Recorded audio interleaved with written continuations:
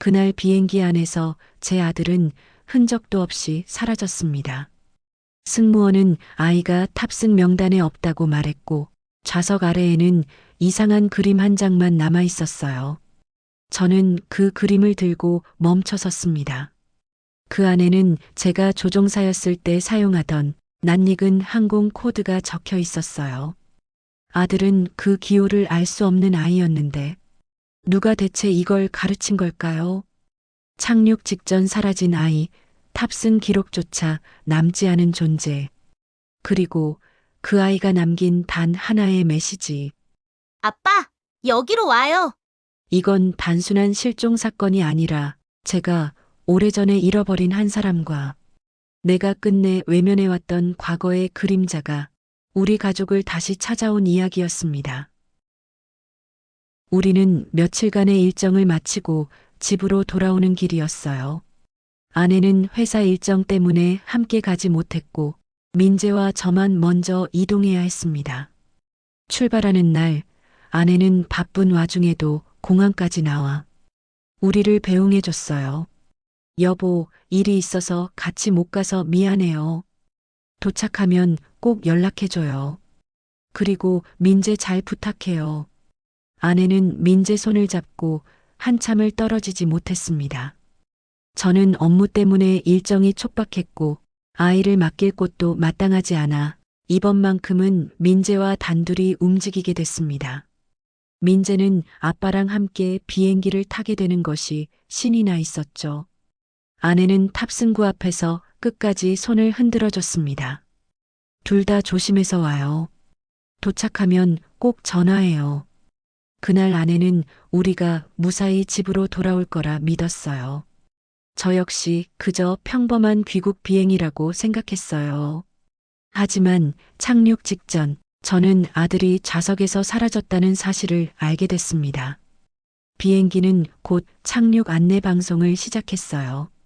그런데 제 옆자리에 앉아있던 아들이 어느 순간 보이지 않았습니다.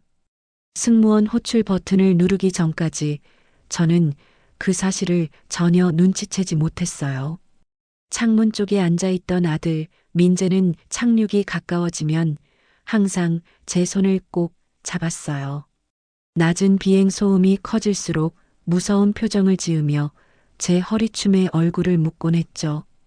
하지만 그날은 이미 자리를 비운 뒤였습니다. 안전벨트만 덩그러니 놓여 있었고 작은 가방도 그대로였어요. 제가 황급히 주변을 둘러보자 옆자리 승객이 걱정스러운 눈빛으로 물었어요. 혹시 아이가 혼자 돌아다니는 건가요? 아이가 갑자기 없어졌어요. 잠깐 화장실 간 줄 알았는데 아무 데도 없어요. 제 말에 그분도 표정이 굳어졌습니다. 승무원이 다가왔고 저는 침착하게 설명하려 했지만 목소리가 떨렸습니다. 제 아들이요. 바로 여기 앉아 있었어요. 착륙 전이라 어디 갈 수도 없는데 갑자기 사라졌어요. 승무원은 당황한 듯 제 앞자리로 몸을 숙이며 좌석 번호를 확인했어요. 승객님, 아이가 이 자리에 탑승했다고요? 네. 지금까지 이 자리에 있었어요. 그런데 방금 사라졌어요. 그런데 승무원이 예상치 못한 말을 꺼냈습니다. 승객님 기록에는 아이가 없습니다.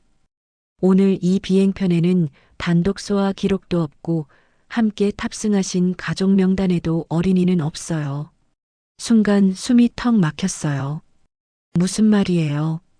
제가 직접 태우고 들어왔고 탑승할 때부터 제 옆에 있었어요. 명단을 다시 확인해 보겠습니다만 시스템에는 없다고 나옵니다. 혹시 다른 좌석으로 간 건 아닐까요? 아니에요. 민재는 낯가림이 심해서 절대 혼자 움직이지 않아요. 승무원 2명이 더 와서 통로를 훑고 화장실 문을 열어 확인하기 시작했습니다. 기내는 착륙 준비로 바쁜데 제 시야는 이미 흔들리고 있었어요. 아들이 좌석에서 내려간 순간조차 기억나지 않아서 머릿속이 더 혼란스러웠습니다. 불과 몇 분 전까지는 분명 제 옆에 있었는데 왜 저는 그 장면을 떠올릴 수가 없는지 도무지 이해되지 않았어요. 승무원이 다시 돌아와 말했습니다. 승객님, 아이가 기내 어디에도 보이지 않습니다. 혹시 착석 전부터 없었던 건 아닐까요? 그럴 리가 없어요. 제가 직접 데리고 타서 같이 앉아 있었어요. 여기 이 가방도 민재 거예요. 제가 떨리는 손으로 가방을 열어 보이자 승무원은 기록을 다시 조회하며 고개를 갸우뚱했어요. 가방은 있지만 명단은 없고 아이는 안 보이고 상황이 조금 이상합니다. 혹시 아내분이나 다른 가족이 먼저 데려가신 건 아니죠? 저 혼자 아이와 탄 거예요. 비행 중에는 잠깐 잠들었다가 깨보니 없었어요. 이건 절대 있을 수 없는 일이에요. 그때였습니다. 좌석 아래쪽에 낯익은 종이 한 장이 살짝 삐져나와 있었어요. 바람에 흔들린 티슈인 줄 알았는데 아니었습니다. 제가 손을 떨며 그 종이를 꺼내 들자 승무원들도 동시에 숨을 들이켰어요. 그건 민재가 자주 그리던 비행기 그림이었어요. 그림엔 작은 아이와 아빠로 보이는 그림이 있었고 구름 위엔 이해할 수 없는 숫자 조합이 적혀 있었죠. 민재는 숫자를 잘 적지 못했는데 그림 속엔 복잡한 코드가 적혀 있었어요. 승무원이 조심스럽게 말했습니다. 승객님, 이 숫자 정상적인 아이가 그릴 수 있는 패턴이 아닌데요. 이건 민재가 매번 그리던 그림이에요. 그런데 이런 숫자는 처음이에요. 그때부터 저는 단순 실종이 아니라는 느낌을 강하게 받았어요. 왜 비행 중 아이가 사라졌는지, 왜 명단에 없는지, 왜 이런 그림이 남겨져 있는지, 이 모든 것이 제 삶의 방향을 뒤흔들기 시작했습니다. 그리고 그 순간 저는 깨달았어요. 그 그림 속 숫자와 기호들은 제가 전직 조종사였을 때 사용했던 항공 코드와 비슷했습니다. 민재가 남긴 그림을 손에 쥐고 있는데 비행기 바퀴가 활주로에 닿는 충격이 전해졌어요. 저는 안전벨트를 풀 힘도 없을 만큼 긴장했고 심장이 계속 빨리 뛰었습니다. 착륙 안내 방송이 들렸지만 제 귀에는 아무것도 제대로 들어오지 않았어요. 승무원이 조심스럽게 말했습니다. 승객님, 착륙 후에도 계속 확인해 드릴게요. 혹시 아이가 먼저 내려가면 바로 안내해 드리겠습니다. 아이가 먼저 내릴 리가 없어요. 저는 분명히 이 자리에서 같이 있었어요. 제 목소리는 이미 갈라져 있었고 손끝은 얼음처럼 차가웠습니다. 비행기 문이 열리고 승객들이 한 명씩 내리기 시작했어요. 저도 가방을 들고 천천히 걸었는데 머릿속은 더 복잡해졌습니다. 아이 이름을 부르고 싶은데 혹시 잘못 들은 사람들에게 오해를 불러일으킬까 두려웠어요. 게다가 승무원들이 말한 그 말, 명단에 없다. 그 문장이 계속 귀에서 울렸습니다. 도착 게이트로 나가자 아내가 달려왔어요. 여보, 도착했어요. 아기는 어디 있어요? 아내의 눈빛은 자연스러운 기대감으로 가득했지만 제 표정은 이미 그걸 답할 수 없는 상태였어요. 여보, 민재가 비행기 안에서 사라졌어. 제가 떨리는 목소리로 말하자 아내는 믿을 수 없다는 듯 고개를 절레절레 흔들었어요.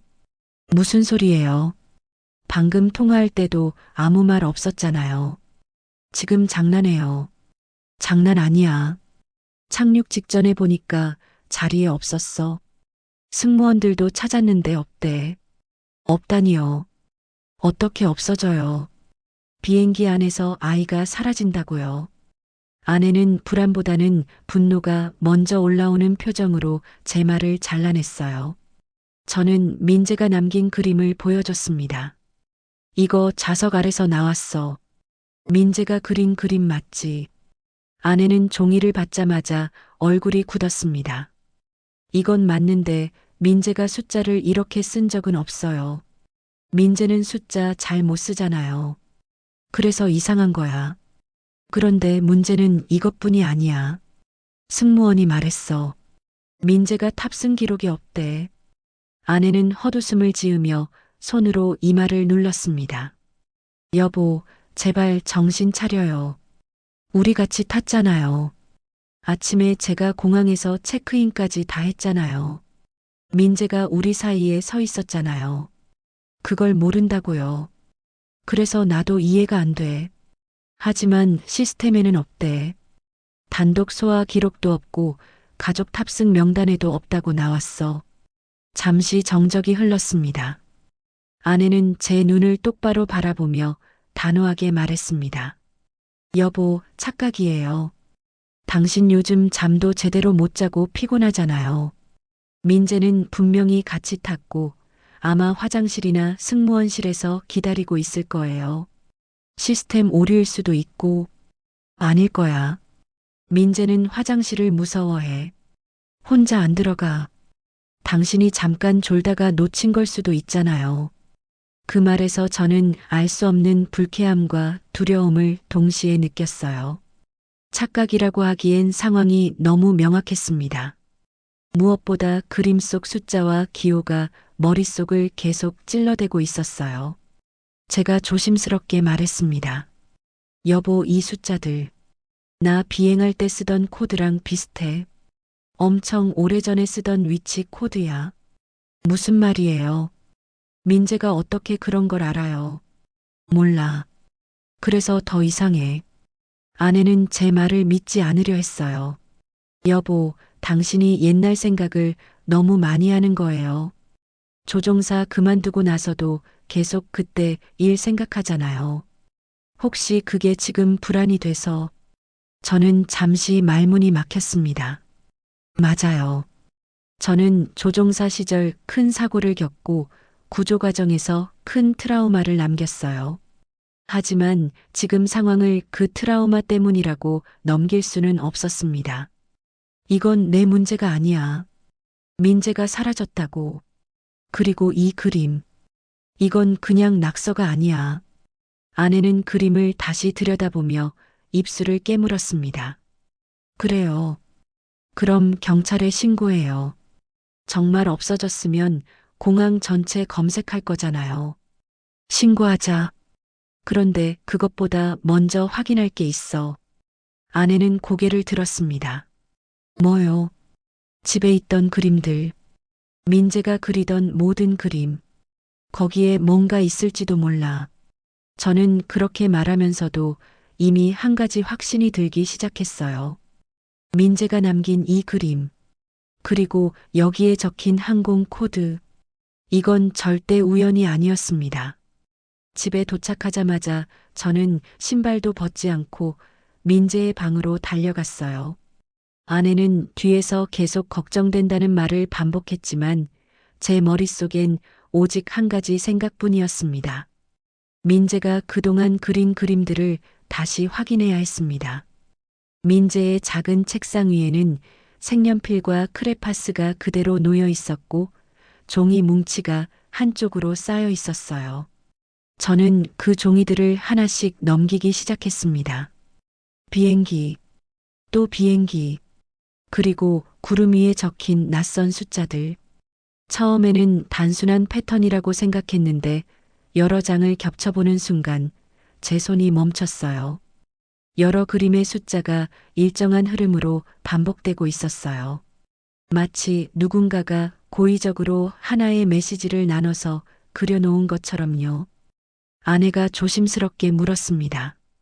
여보, 뭐 찾고 있어요? 그림이 왜 이렇게 많아요? 민재가 최근에 비행기만 그리더라고. 근데 이 숫자들 전부 다 이어지는 것 같아. 숫자요. 그냥 낙서 아니에요? 아니야, 여기 봐봐. 이건 명백한 항공 위치 코드야. 내가 사고 겪었던 지역 코드랑 거의 같아. 아내는 의아하다는 얼굴로 종이를 바라봤습니다. 민재가 어떻게 그런 걸 알아요? 민재는 아직 한글도 제대로 쓰는 게 느린데. 그래서 말이 안 된다는 거야. 그런데 분명히 이 패턴이 맞아. 내가 비행하던 노선 중에서 사고 지점 근처 좌표야. 아내의 얼굴에서 혈색이 사라졌습니다. 여보, 당신 요즘 힘들어서 혹시 그때 사고 생각이 더 강해진 거 아니에요? 그 사고랑 이건 다르다니까. 나는 이 숫자들 단숨에 알아봤어. 이건 그냥 아이가 끄적인 게 아니야. 저는 다시 그림들을 펼쳐 나열했습니다. 종이를 가로로 두고 세로로 두고 빛에 비춰보기도 했어요. 그러다가 한 장의 그림에서 이상한 점이 눈에 들어왔어요. 비행기 꼬리 날개 부분에 아주 작게 적힌 삼각형 표시. 아이 그림치고는 너무 정확하고 비정상적으로 세밀한 기호였어요. 여보, 이거 봐. 이 표시는 보통 비상항로 지도에서 사용되는 방향 표시야. 이런 건 민재가 그릴 수 없어. 아내는 입술을 꽉 깨물며 말했습니다. 그러면 누가 그린 거예요? 민재가 아니라면. 저는 숨을 한번 크게 들이마셨습니다. 아마 누가 민재에게 그리게 한 걸 수도 있어. 아니면 같이 그렸거나. 그런데 이건 분명한 신호야. 그냥 그림이 아니야. 그때 책상 아래쪽에 더 큰 종이 묶음이 있는 게 보였어요. 저는 몸을 숙여 그림 묶음을 꺼냈고 그 안에서 더 충격적인 그림이 나왔습니다. 비행기 창문에 작은 아이가 서 있고 그 아래엔 빠르게 내려가는 기울어진 선. 마치 하강하는 항로처럼 보였어요. 그리고 끝부분에 적힌 글자 하나. 알파벳지. 저는 무릎이 풀릴 것 같은 느낌을 받았습니다. 여보, 이건 경납고지 구역 표시야. 내가 사고 당시 회항하던 공항에 있었던 경납고 코드랑 같아. 아내는 더 이상 반박하지 못하고 그림을 들고 떨리는 손으로 넘겼어요. 민재가 이걸 어떻게 아는 거예요? 누가 가르쳤어요? 대체 왜 이런 그림을? 모르겠어. 그런데 분명한 건 민재가 이걸 반복해서 그렸다는 거야. 최근 몇 주 동안 계속. 그 순간 저는 한 가지 기억이 떠올랐습니다. 며칠 전 밤에 민재가 제 방으로 와서 제 손을 잡았던 순간이요. 아빠 하늘에서 아저씨가 나 보래요. 저는 당시 아이의 말이 꿈 이야기라고 생각했어요. 그저 상상력 많은 아이의 말로 넘겼습니다. 하지만 지금은 그 말이 머릿속을 날카롭게 찔렀습니다. 아내가 눈을 크게 뜨며 말했습니다. 여보, 혹시 그 사고와 관련 있는 거 아니에요? 당신이 그때 끝까지 구조 못했다고 했던 그 조종사. 혹시 그게... 그만 얘기하자. 아직 단정할 수 없어. 하지만 민재가 그 사고 지점 정보를 알고 있었던 건 분명한 이상 신호야. 저는 그림들을 모아 가방에 넣었습니다. 일단 공항 CCTV부터 확인해야 해. 민재가 비행기 타기 직전 어디로 갔는지 봐야 해. 그리고 경납고지 구역도 다시 봐야 해. 아내는 불안한 눈빛으로 제 팔을 붙잡았습니다. 여보, 혹시 민재가 위험한 거예요? 아직 몰라. 하지만 누군가가 민재를 알고 있었다면 그 사람도 그 사고를 알고 있었을 가능성이 있어. 저는 그림들을 쥔 손을 더욱 세게 움켜쥐었습니다. 민재가 남긴 흔적은 단순한 낙서가 아니었습니다. 제가 외면해왔던 과거와 이어진 분명한 신호였어요. 그리고 그 그림 속 코드들이 가리키는 방향은 하나였습니다. 그날의 사고, 그리고 경납고지 구역. 우리는 공항 보안실에 도착하자마자 민재의 행적을 확인해달라고 요청했습니다. 보안 요원은 처음에는 개인정보 문제라며 조심스러워했지만 아이가 실종됐다는 말을 듣자 바로 조치를 시작했어요. 몇 가지 서류를 작성하는 동안 제 손은 식은땀으로 젖어 있었고 아내는 의자를 붙잡고 간신히 앉아 있었어요. 입력한 시간대가 뜨고 모니터에 공항 출입구 영상이 재생되기 시작했습니다. 저는 화면에서 우리 가족을 찾기 위해 눈을 크게 뜨고 집중했습니다. 아내가 제 뒤에서 숨을 멈춘 채 영상을 바라보았어요. 여기다. 이때 우리가 들어왔어. 제가 손가락으로 모니터를 가리키자 보안 요원이 시간을 앞뒤로 조정했습니다. 우리가 줄을 서서 체크인하는 모습이 보였어요. 아내와 제가 캐리어를 끌고 움직이고 있었고, 저는 휴대폰을 확인하고 있었어요. 그런데 저는 화면 속 제 모습만 보였고, 제 옆에서 손을 잡고 있어야 할 민재는 보이지 않았어요. 아내가 바로 소리쳤습니다. 여기에서 민재가 없어요. 이게 말이 돼요. 우리 아이가 여기 있었잖아요. 보안 요원도 화면을 멈추고 확대했습니다.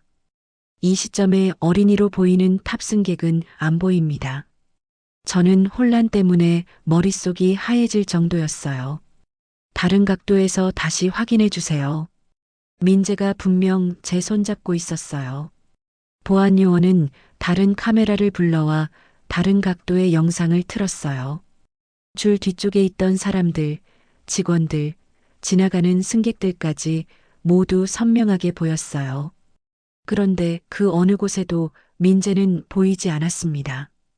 아내는 양손을 입에 대고 떨리는 목소리로 말했습니다.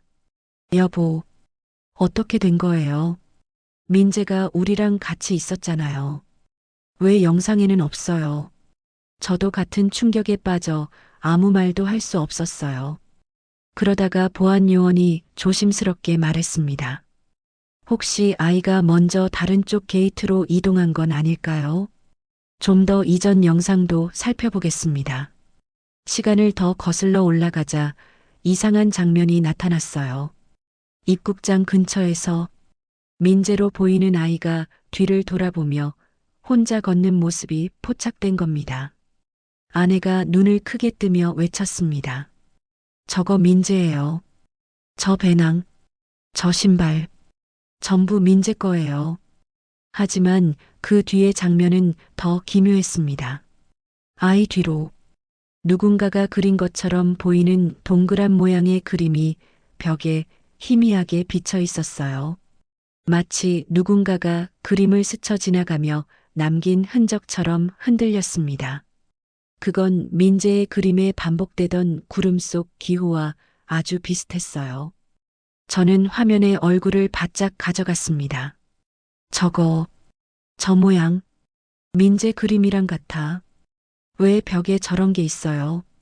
보안 요원도 눈을 좁히더니 고개를 갸우뚱했어요. 이건 반사관 같은데 일반적인 형태는 아닙니다. 건물 조명에 이런 모양은 없는데요.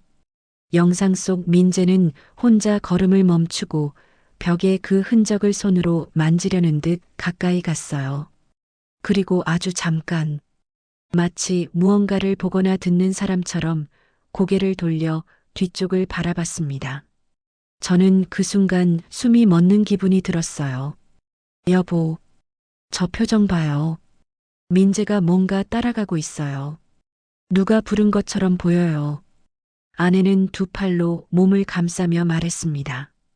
아이를 데려가려는 사람이 있는 건가요? 아니, 누군가가 보였다면 CCTV에 찍혔을 거야. 그런데 지금 아무도 없어. 보안 요원은 다음 장면을 눌렀습니다. 민재는 사람들 사이를 지나 비상구 방향으로 걸어갔어요. 비상구 문은 잠겨 있었지만 문 앞에서 민재는 아주 이상한 행동을 했습니다. 아무것도 없는 허공에 손을 올려 마치 비밀번호를 누르는 것처럼 손가락을 움직였어요. 그리고 손바닥을 문틈에 올려놓자 잠겨 있어야 할 문이 아주 조금 열렸습니다. 제가 크게 외쳤습니다. 잠깐만요. 이 문은 외부 출입 통제문 아닌가요? 아이가 어떻게 열어요? 맞습니다. 카드를 태그해야 열립니다. 안에서 누르기만 해도 열리지 않습니다. 보안 요원도 놀라서 화면을 다시 돌려봤어요. 문이 열린 다음 민재는 천천히 안쪽으로 들어갔고 문은 바로 뒤에서 닫히며 자동 잠금됐습니다. 아내는 거의 울먹이며 말했습니다. 여보, 민재가 어떻게 저 문을 열어요? 절대 혼자 못 여는 문이에요. 민재가 누군가를 따라간 거야. 그 문을 열 방법을 아는 사람을. 보안 요원이 마지막으로 말했습니다. 이 문은 경납고 구역과 연결되는 직원 통로입니다. 민재는 그쪽으로 이동한 것 같습니다. 그 말은 제 뒷덜미를 냉수로 적시는 듯한 충격을 줬어요. 경납고. 그 단어 하나가 제 과거를 통째로 끌어올렸습니다. 민재가 사라진 곳. 그곳은 제가 사고를 겪었던 공항에 바로 그 경납고와 같은 구조의 지역이었습니다. 보안 요원에게서 경납고 통로로 들어갔다는 말을 듣고 나오는 순간 제 발걸음은 이미 떨고 있었어요. 아내는 제 옷소매를 잡고 연신 물었습니다. 여보, 민재가 왜 그쪽으로 갔을까요? 거기 위험한 곳 아니에요. 직원들만 들어가는 구역이야. 일반인이라면 절대 갈 수 없어. 그런데 민재는 혼자 그 문을 열었어. 이건 누가 안내한 거야? 아내는 그 말에 더 큰 충격을 받은 듯 고개를 숙였습니다. 누가요? 대체 누가 아이를 데려가요? 그걸 찾으러 가야 해. 보안실 담당자한테 말했잖아. 여기 공항이 아닌 다른 곳으로 연결됐을 수도 있다고. 저는 아내의 손을 잡고 차로 향했습니다. 민재가 그림 속에서 계속 그렸던 코드들, 그리고 CCTV에서 본 민재의 움직임, 그 모든 단서가 한 곳을 가리키고 있었어요. 제가 전직 조종사로 근무했을 때 사고 직후 회항하던 공항, 그곳의 경납고지, 지금은 폐쇄된 채로 방치된 곳. 아내는 조수석에서 손을 꽉 쥐며 말했습니다. 여보, 거길 왜 가요? 그냥 경찰부터 부르면 안 돼요. 신고는 이미 했어. 하지만 그쪽 공항은 오래전에 운영을 중단했어. 경찰이 와도 문을 열려면 시간이 걸릴 거야. 그 사이에 민재가 어디로 가는지는 아무도 몰라. 아내는 말문이 막힌 듯 했습니다. 차는 고속도로를 달리고 있었고 저는 운전대를 잡은 손에 힘을 줬어요.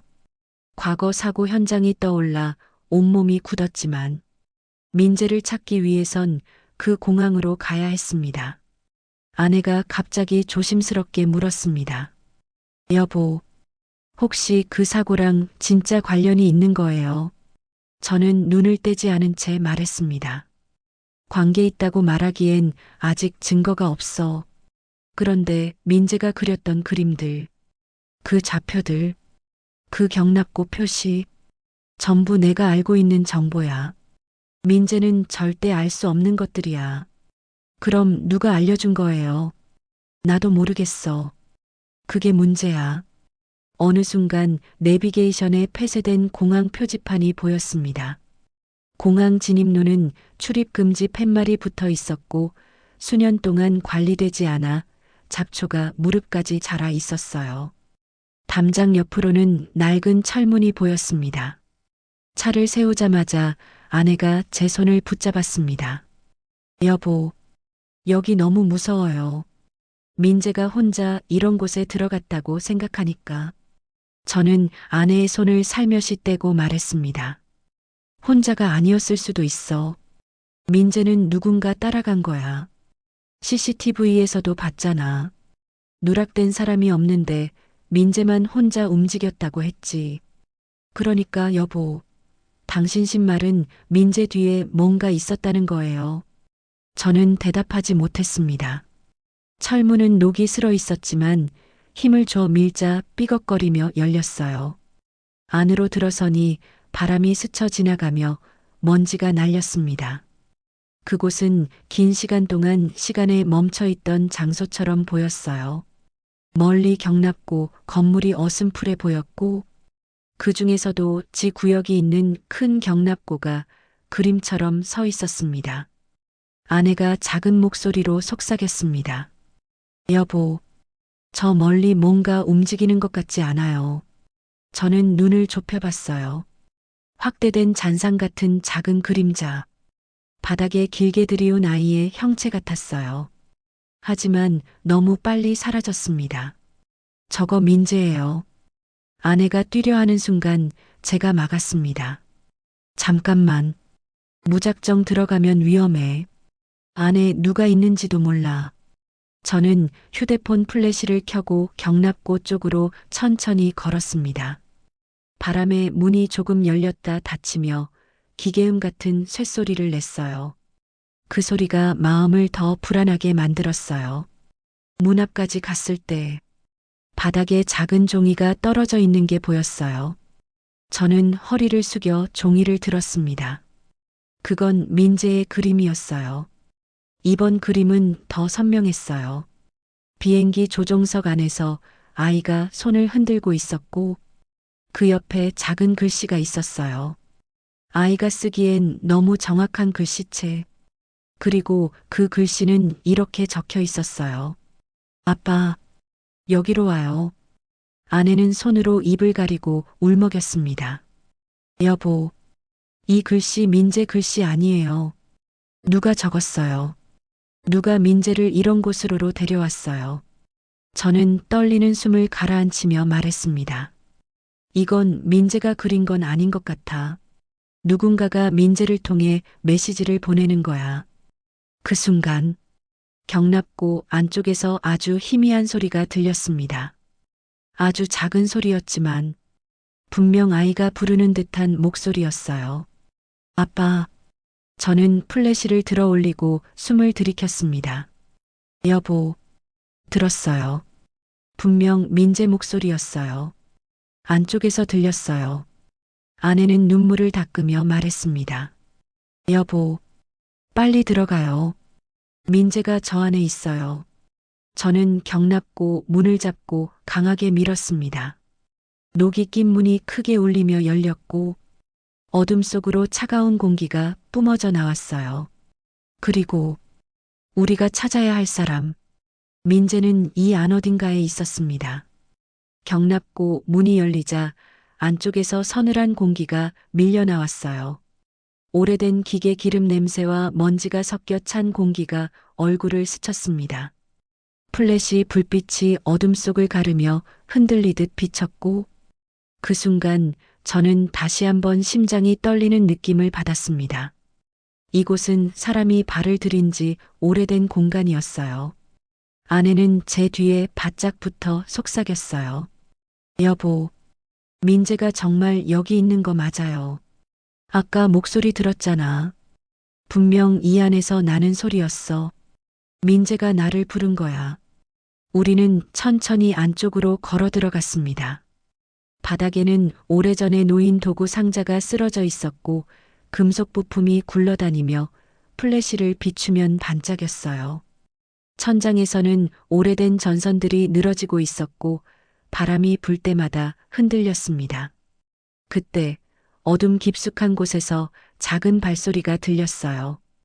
딱, 딱, 딱 맨홀 뚜껑 위를 누군가 걷는 듯한 가벼운 소리였습니다.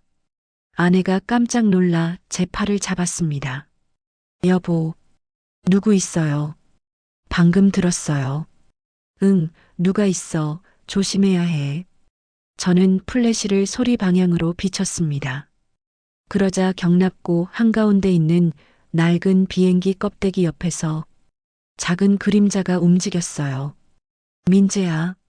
제가 조심스럽게 호출하자 그림자는 멈추었고 천천히 우리 쪽을 돌아섰습니다. 플래시 불빛이 그 얼굴을 비춘 순간 아내는 숨을 삼키며 울먹였습니다. 민재 아니에요. 이 아이 누구예요? 거기 서 있던 건 민재가 아닌 또 다른 아이였습니다. 그 아이는 민재와 비슷한 또래였고 허름한 옷을 입고 있었으며 얼굴은 희미하게 공장 먼지에 덮여 있었어요. 눈은 깊게 꺼져 있었지만 왠지 사라진 민재와 연결된 무언가가 있다는 느낌이 분명 들었습니다. 아이가 조용히 말했습니다. 찾고 있죠. 목소리는 낮았고 금방이라도 사라질 듯 작았습니다. 아내는 당황해 소리쳤어요. 넌 누구야? 민재 어디 있어? 아이의 눈동자는 흔들리지 않았습니다. 오히려 우리를 알고 있다는 듯한 태도였어요. 저는 아이에게 다가가며 말했습니다. 너 민재를 봤어? 네. 민재 여기 있었어요. 저랑 같이 있었어요. 같이 있었다고. 민재가 어디로 갔니? 아이는 고개를 천천히 돌려 경납고 더 깊은 곳을 가리켰어요. 그곳은 조종석 부품들이 쌓여 있어 플래시가 잘 닿지 않는 어둠의 영역이었습니다. 아이가 말했습니다. 아저씨를 찾으러 들어갔어요. 그 말에 제 머리끝이 오싹해졌습니다. 나를 찾으러? 갑자기 왜? 민재는 알고 있어요. 아저씨가 누구였는지, 아저씨가 무슨 일을 했는지, 그때 하늘에서 누구를 놓쳤는지, 그 말은 제 폐를 조여오는 것처럼 무거웠어요. 아내가 제 얼굴을 보며 말했습니다. 여보, 이 아이가 무슨 소리 하는 거예요? 하늘에서 누구를 놓쳤다는 게 뭐예요? 저는 대답하지 못했습니다. 그 사고, 그날 함께 비행했던 동료 조종사, 그리고 구조하지 못한 사람의 얼굴이 스쳐 지나갔습니다. 아이는 다시 말했습니다. 민재는 그걸 알아요. 그 사람도 민재에게 말했어요. 아저씨를 데려오라고. 누가 그런 말을 했어? 어둠 속에 있어요. 민재는 거기에 들어갔어요. 빨리 찾으래요. 늦으면 안 된대요. 아내는 거의 울다시피 소리쳤습니다. 여보, 빨리 가요. 민재 위험해요. 하지만 저는 더 깊은 공포를 느꼈습니다. 민재가 따라간 존재. 그건 사람이 아닐 수도 있었습니다. 저는 아이에게 다시 물었습니다. 넌 어떻게 여기 있는 거야? 누구랑 같이 왔어? 아이의 입가가 아주 천천히 떨렸습니다. 그리고 아주 낮은 목소리로 말했어요. 저도 찾으러 왔어요. 누구를? 제 아빠를요. 순간 경납고 위쪽 방향에서 무언가 떨어지는 소리가 났습니다. 금속이 부딪히는 커다란 소리. 아내는 놀라 제 뒤로 숨었어요. 아이도 움찔했지만 다시 손을 들어 어둠 속을 가리켰습니다. 저기에요. 민재 거기 있어요. 빨리 가요. 민재가 울고 있어요. 그 말에 저는 더 이상 망설일 수 없었습니다. 그리고 아이의 마지막 말이 제 등을 강하게 밀었습니다. 아저씨가 안 가면 민재 못 나와요. 저는 플래시를 더 강하게 쥐고 경납고 가장 깊은 곳으로 향했습니다. 어둠 속에서 누군가의 기척이 더 선명해지고 있었어요. 민재, 그리고 내가 외면해왔던 과거가 한꺼번에 그곳에서 기다리고 있었습니다. 경납고 깊숙한 곳으로 들어갈수록 공기가 더 차갑게 느껴졌어요. 플래시 불빛이 철골 사이를 비출 때마다 오래된 비행기의 그림자가 벽에 흔들렸고 그 그림자들은 마치 누군가가 우리를 지켜보고 있는 것처럼 보였습니다. 가까이 갈수록 제 심장은 더 빠르게 뛰기 시작했어요. 민재의 작은 울음 같은 소리도 아주 희미하게 들렸습니다. 아내는 제 뒤에서 작은 목소리로 말했습니다. 여보, 민재 목소리 맞아요. 저 소리 들려요? 응. 가까워지고 있어. 저는 경납고 중심에 있는 큰 비행기 잔에 앞으로 다가갔어요. 비행기 조종석 일부가 남아있는 구조물. 그곳은 내가 사고 직후 마지막으로 앉아있던 자리와 너무나도 닮아 있었어요. 손끝이 떨리고 머릿속이 순간 하얘졌습니다. 그 순간 조종석 뒤편에서 작은 그림자가 스르륵 움직였습니다. 민재야. 제가 부르자 어둠 속에서 아주 천천히 작은 고개가 나왔어요. 바로 민재였습니다. 아내는 울음을 터뜨리며 달려갔습니다. 민재야, 우리 아들 여기 있었구나. 민재는 엄마 품에 안겼지만 표정은 기이하게도 불안해 보였어요. 눈동자가 계속 조종석 쪽을 향해 있었으며 마치 누군가에게서 떨어지기 싫다는 듯 그곳을 응시하고 있었습니다.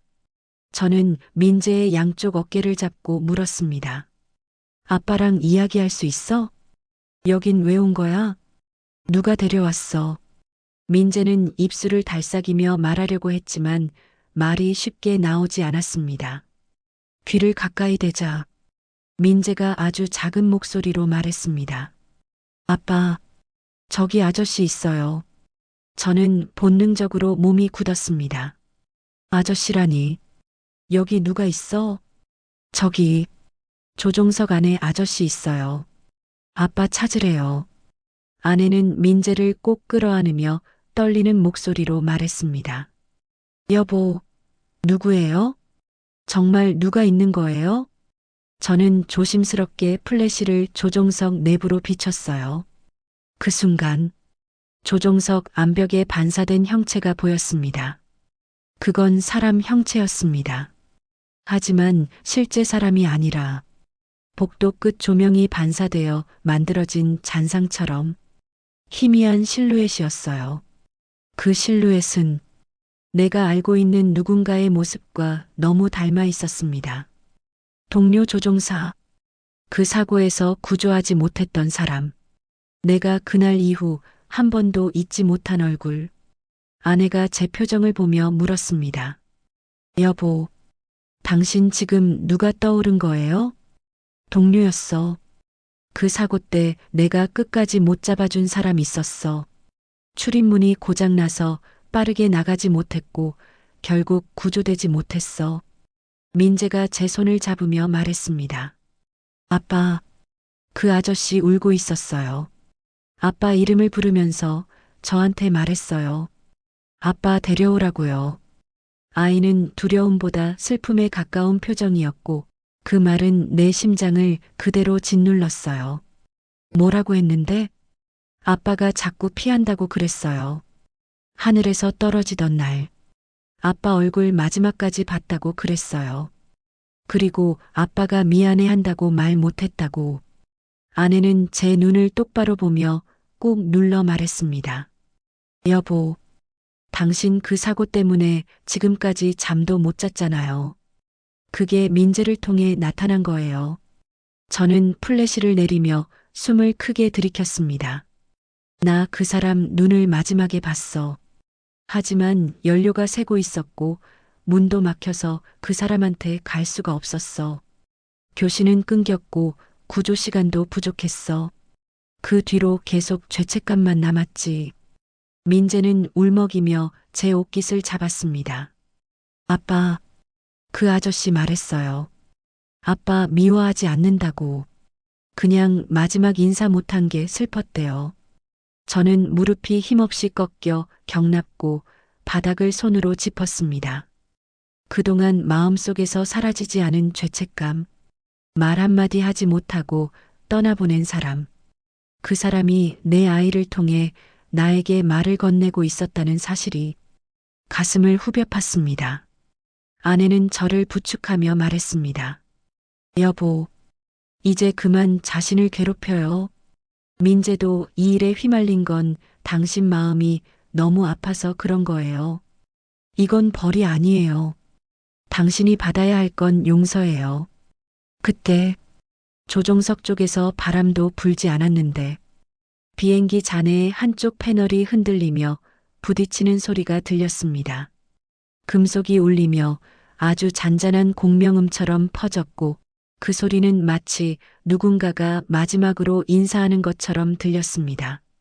민재는 그 소리를 듣고 조용히 말했습니다. 아빠, 이제 됐대요. 아저씨 갔어요. 저는 천천히 고개를 들어 조종석을 바라봤습니다. 아까 있던 잔상은 이미 사라졌고 그곳에는 오래된 비행기 구조물만 덩그러니 놓여 있었어요. 그 순간 무겁게 눌러왔던 짐이 조금씩 내려가는 느낌이 들었습니다. 민재가 위험한 곳까지 끌려온 이유, 그 모든 원인은 결국 제가 수년 동안 꺼내지 못한 마음의 그림자였습니다. 겉으로 보기엔 아무 일도 일어나지 않은 조용한 공간이었지만 그 경납고 안에서 저는 몇 년 동안 묻어두었던 마음의 짐과 마주했습니다.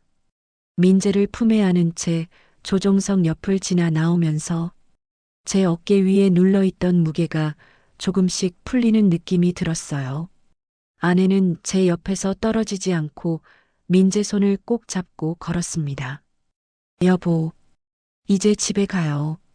민재도 많이 놀랐어요. 그래, 이제 돌아가자. 여기서 할 일은 끝난 것 같아. 그러나 민재는 조용히 뒤를 돌아보며 말했습니다. 아빠, 아저씨가 웃었어요. 저는 아이의 손을 감싸며 고개를 끄덕였어요. 그래, 아빠도 느꼈어. 이제 괜찮아진 것 같아. 경납고 문을 다시 열고 밖으로 나왔을 때 마치 다른 세상으로 이동한 듯한 느낌이 들었습니다. 찬 공기가 몸에 스며들었고 멀리 떠오르는 햇빛이 폐쇄된 공항을 금빛으로 덮고 있었어요. 이제는 더 이상 저를 따라오던 그림자가 아니었습니다. 차로 돌아가자 아내가 작은 목소리로 물었습니다. 여보, 민재가 본 그 아저씨, 정말 그 사람이 맞아요? 저는 깊은 숨을 내쉬며 말했습니다. 그 사람이었는지는 모르겠어. 하지만 내가 오래전부터 회피하고 있던 마음이 있었던 건 사실이야. 민재가 그걸 대신 짊어졌던 것 같아. 이제는 놓아도 되는 거죠? 그래. 이제는 놓으려고 해. 민재는 뒷좌석에서 조용히 창밖을 보고 있었어요. 아이 얼굴이 조금 창백해 보였지만 어떤 두려움보다는 편안해진 듯한 표정이었어요. 집에 돌아온 후 저는 며칠 동안 민재 방에 있는 그림들을 하나하나 정리했습니다. 그림마다 숫자와 기호가 반복되어 있었고 이제는 그것들이 저를 향한 신호였다는 게 더 분명해졌어요. 아내가 옆에서 말했습니다. 여보, 이 그림들은 어떻게 할까요? 버릴까요? 아니, 그냥 두자. 이건 민재가 나한테 보내준 메시지야. 그리고 내 마음이 지나온 길 같아.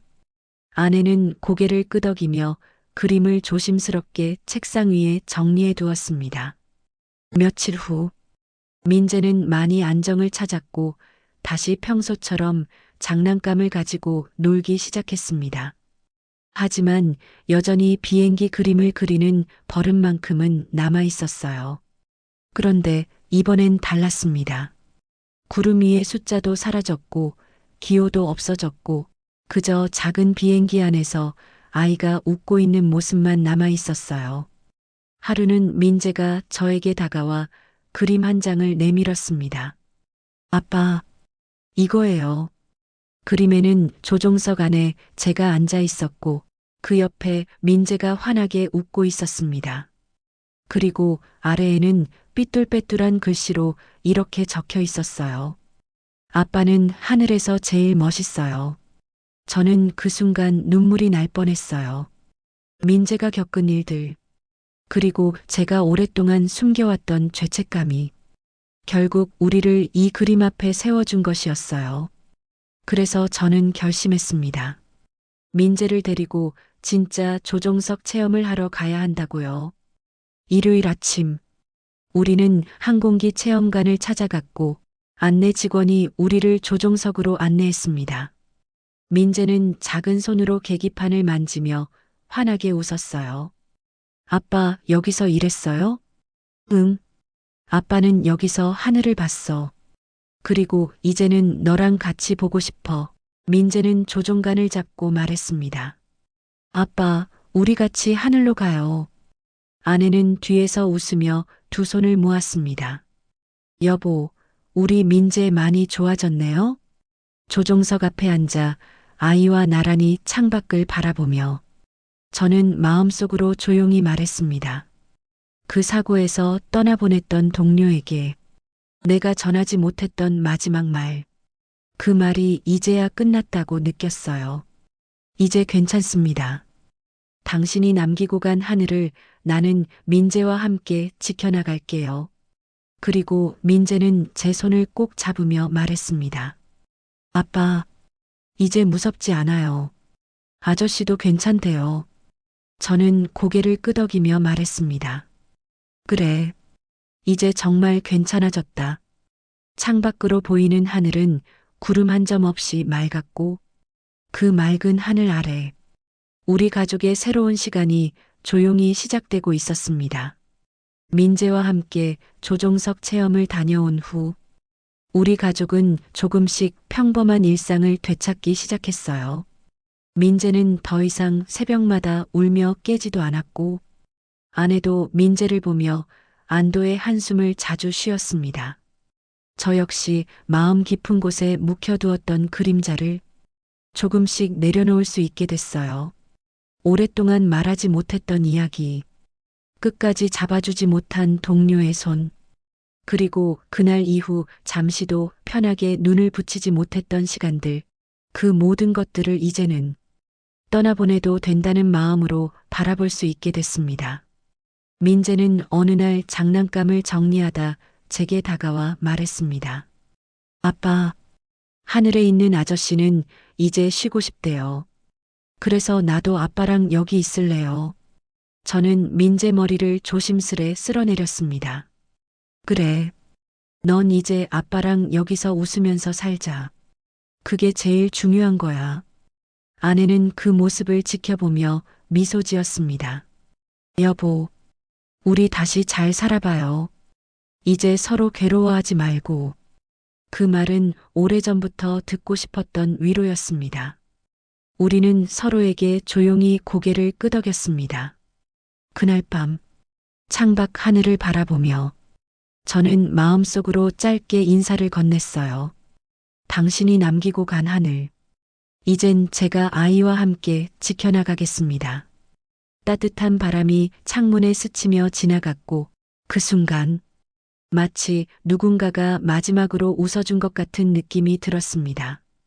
다음 날 아침 민재는 학교에 가기 전에 제 손을 잡고 말했습니다.